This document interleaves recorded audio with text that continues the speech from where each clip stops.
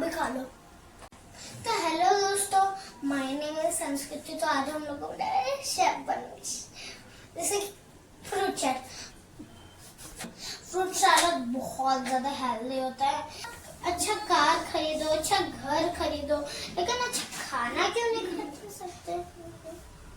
इसलिए आज ना फ्रूट चाट ऐसे बारीक चॉप करेंगे। जैसे हम लोग के अभी हम लोग को काटेंगे अमरूद, जैसे गुआवा।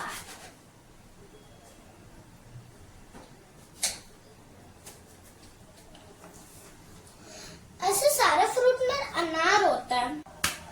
तो संस्कृति द मास्टर से गाजर छीलेगी,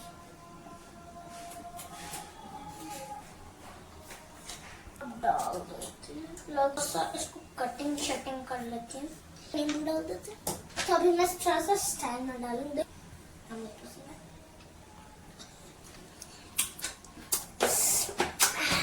उठाएंगे थोड़ा सा, टेस्टी भी होता है और हेल्दी भी होता है। इसको ब्रेकफास्ट डिनर सब जगह ले सकते हैं। तो मैं टेस्ट करके देखती हूँ उसको।